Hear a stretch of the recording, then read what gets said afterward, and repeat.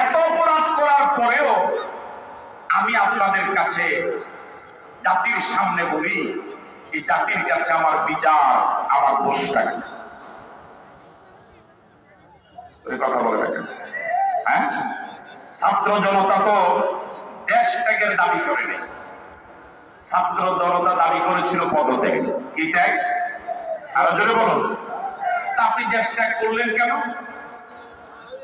আপনার বিবেক এতটুকু সায় দিয়েছে যে অপরাধ আপনি করেছেন, এই অপরাধ করার পরে পদত্যাগ করার পরে দেশে থাকার কোনো যোগ্যতা আপনার নাই। ঠিক নয় কি? আমার ভাইয়া, এত বছর ওনারা ছাড়া বাকি সবাইকে বলা হতো পাকিস্তানি। কি বলা হতো? 53 বছরে দেশের ওলামায়ে কেরাম, হক্কানি পীর মাশায়েখ, এদেশের ইসলামী আন্দোলন একযোগে বলে এসেছে ওরা ভারতের দালাল। কিন্তু দেশবাসী এই কথাগুলোকে কানে নেয় নাই।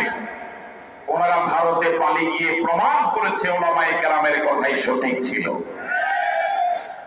ওনারা 71 সনে পালিয়েছিল ভারতে, 75 সনে পালিয়েছিল ভারতে, 24 সনেও পালিয়েছিল ভারতে।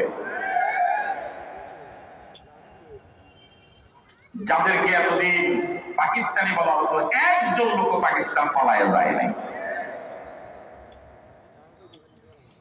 তাহলে যারা দেশটাকে মানুষের উপরে ভর নির্যাতন করেছে, আইন করেছে কোরআন সুন্নাহ বিরোধী, আমি শুধু এদের না, গোটা পৃথিবীর মানবতার জন্য বলছি, দেশ, সমাজ, রাষ্ট্র এবং পৃথিবীকে যদি অপরাধ মুক্ত করতে হয়, তাহলে মানুষের আইন দিয়ে সম্ভব নয়। যেহেতু যারা আইন বানায় তারা বেশি খারাপ, তারা বড় দুর্নীতিবাজ, তারা দেশ বিরোধী, তারা রাষ্ট্র বিরোধী, তারা ইসলাম বিরোধী। আমরা যেগুলো আগে কিছুক্ষণ আগে হাত তুলে বললাম আমরা চাই বাংলাদেশটা অপরাধ মুক্ত হোক, তাহলে মানুষের আইন দিয়ে যদি সম্ভব নয়, তাহলে কার আইন লাগবে? আরো জোরে বলুন। فَإِمَّا يَأْتِيَنَّكُم مِّنِّي هُدًى فَمَن تَبِعَ هُدَايَا فَلَا خَوْفٌ عَلَيْهِمْ وَلَا هُمْ يَحْزَنُونَ। আমার আপনার গলা ফাটে কবে এখন? আমি আপনাদেরকে এই বাকি কথাটা বলার আগেই কথাটা বলতে চাই, আমার সামনে যে মাইক্রোফোনটা, এটা কি আমি বানিয়েছি? ধরে নেন, মনে করলাম মাইক্রোফোনটা, মাইকটা ডিস্টার্ব করছে। এখন যিনি মাইক অপারেটর, উনি এটাকে ঠিক করতে এসেছেন। আপনারা আজকের প্রথম দিন আমাকে প্রধান অতিথি করে দাওয়াত দিলেন, আমি ওকে ডিরেকশন দিচ্ছি, এভাবে করো, এভাবে করো, ওভাবে করো। আর ও আমার কথাটা মানেই না, ওর মতো চলে। আপনাকে আমার কথাটা মানবেন না ওটা মানবেন? আচ্ছা, ওটা কেন মানবেন? আমি মাহফিলের প্রধান অতিথি হতে পারি, কিন্তু এই ব্যাপারে আমার কোনো অভিজ্ঞতা নাই। হয়তো তিনি লেখাপড়া জানেন না, তিনি দস্তখত দিতে জানেন না, টিপ দেওয়ার জায়গাও চিনেন না, কিন্তু এই ব্যাপারে তিনি জানেন। আমি যখন এই ব্যাপারে ওনার মতামত ডিঙ্গিয়ে আমি আমার কথাগুলো বলবো, আপনারা খুব বিরক্ত হবেন না যে হুজুর এই কাজটা কি করতেছেন, ঠিক করছে না, ঠিক নাই কি? এই মোবাইল যিনি বানালেন, তিনি কি মোবাইল বানানোর পরে মোবাইল ব্যবহারের কোনো নীতিমালা বলেন নাই? আপনি কি আমার প্রতি বিরক্ত হচ্ছেন? যিনি মোবাইল বানালেন, তিনি মোবাইল চালাবার জন্য, রিসিভ করার জন্য, কল দেওয়ার জন্য কোনো নীতিমালা বলে দেয়নি। এতদিন পর্যন্ত মোবাইল কোম্পানি, মোবাইল যিনি বানালেন, তিনি বলে দিলেন যে যদি কল আসে তাহলে এই সামনে টাচ করা লাগবে। বুঝলেন? আমরা তো এই সামনে কি করতাম, কিন্তু আজকে আমরা স্টেজে যত ওলামায়ে কেরাম আছি, সবাই মিলে একমত হলাম যে না, 15-20 বছর 25 বছর সামনে টাচ করেছেন, এখন থেকে সামনে নয়, কল আসলে পিছনে টাচ করবেন। আমাদের এই কথাটা মানবেন? এটা তো আমি একা বলি নাই, সব হুজুররা সব একসাথে বলেছি, মানবেন? মানলো কি এটা চলবে? হ্যাঁ, আমাদেরকে সুস্থ বলবেন না অন্য কিছু বলবেন? যে শব্দটা বলা দরকার সেটা বলেন, কি বলবেন? হ্যাঁ, আধা আধা না পুরা? কথা বলে না, নাকি পুরা? দুনিয়ার সামান্য একটা যন্ত্র, এটা চালাবার জন্য যে নীতিমালা এর আবিষ্কার দিয়েছে তার ব্যতিক্রম যদি কেউ চালায় চলবে না। যদি কেউ চালাতে বলে তাকে মানুষ পাগল বলে। আল্লাহ পাক আমার আপনার স্রষ্টা নয়? কথা বলেন কেন? আমাকে আপনাকে সৃষ্টি করতে আল্লাহ কি কারো সহযোগিতা নিয়েছেন?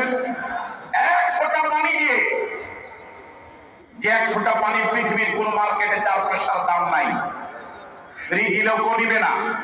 দুর্গন্ধযুক্ত বাজে পানি নারী এবং পুরুষের দেহ থেকে বের হলে পরে গোসল ওয়াজিব হয়ে যায়।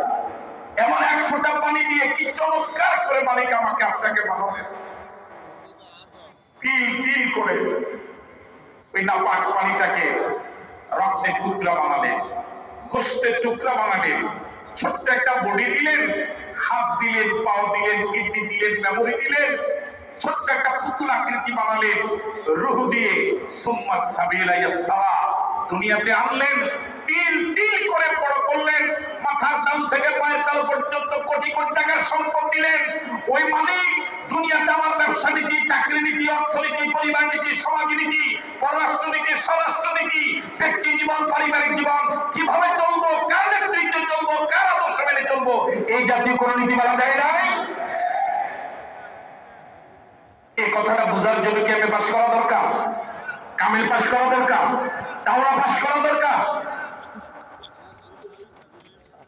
فَإِمَّا يَأْتِيَنَّكُم مِّنِّي هُدًى فَمَن تَبِعَ هُدَايَ فَلَا خَوْفٌ عَلَيْهِمْ وَلَا هُمْ يَحْزَنُونَ। বান্দা, আমার পক্ষ থেকে একটা হুদা যাবে, একটা নীতিমালা যাবে, একটা সংবিধান যাবে, একটা গাইডলাইন যাবে। ফামান তাবিআ হুদায়া ফালা খাউফুন আলাইহিম ওয়ালা হুম ইয়াহজানুন। আমার দেওয়া সেই নীতিমালা অনুযায়ী যে চলবে, দুনিয়াতে ভয় নাই, পরকালে কোনো চিন্তা নাই। তাহলে দুনিয়াতে শান্তির জীবন, পরকালে মুক্তির জীবনের জন্য যে নীতিমালা আল্লাহ পাক দিলেন তার নাম, আর জোরে বলেন তার নাম।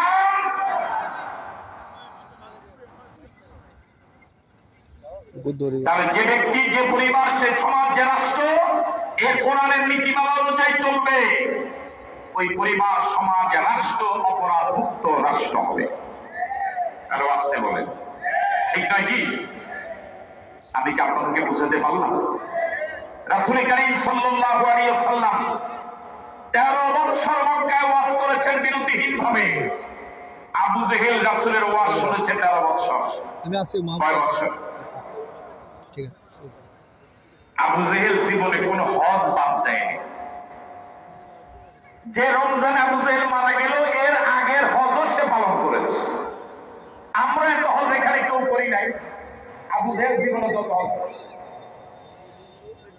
আবু জেহেল রাসূলের ওয়াজ 13 বছর সরাসরি শুনছে।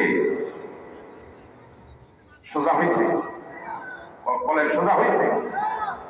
যে আবু জেহেল রাসূলের ওয়াজ 13 বছর সরাসরি শোনার পর সোজা হলো না, ওই আবু জেহেলের মুরিদ, ওই আবু জেহেলের উত্তরসূরি কর্মী আদর্শের লোক এখন আর পৃথিবীতে নাই, থাকলো আমাদের বাংলাদেশে নাই। তাহলে মূল আবু জেহেল সরাসরি রাসূলের ওয়াজ শুনে সোজা হলো না। বর্তমান পৃথিবীর এই আবু জেহেলদেরকে কোন হুজুরের ওয়াজে, কোন হুজুরের পানি পড়া ভালো করা যাবে? কি লাগবে? আরো জোরে বলেন।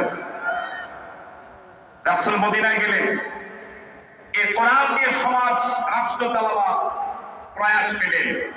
চুরি ডাকাতি বন্ধ হলো, জেনারেল বিচার, সন্ত্রাস, মাস্তানি, চাঁদাবাজি ইত্যাদি বন্ধ হলো, দুর্নীতি বন্ধ হলো।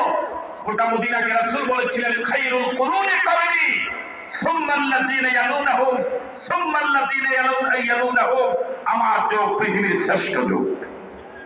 আর জোরে বলেন আল্লাহু আকবার। যে কোরআন রাসূল রেখে গেলেন, সেই কোরআন কি এখন আগের মতো আছে না নাই? আছে।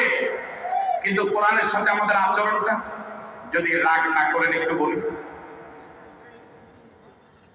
কোরআনের সাথে আমাদের আচরণটা হলো, রমজান মাস আসলে 10 জন হুজুর 3 পারা করে, অথবা 15 জন 2 পারা করে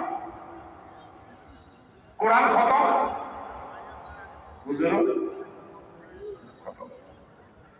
এই কোরআন মজিদ যিনি পড়বেন প্রতি হরফে 10 করে দিন, না কোনো সন্দেহ আছে? রমজানে তো সেটা বরকত আরো।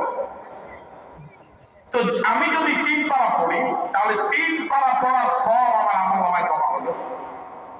আবার মেহমানদারি গ্রহণ করে পেট, আবার আসার সময় আমাকে কিছু হাদিয়াও দিল। তা আমি সবও পেলাম, হাদিয়াও পেলাম, খাওয়াও পেলাম। আর যিনি আয়োজক উনি কোরআন মজিদ হয়তো তেলাওয়াত করতেও জানে না, উনি শুধু ঘুরে, উনি শুধু কি বুঝতে পারিনি বলেন?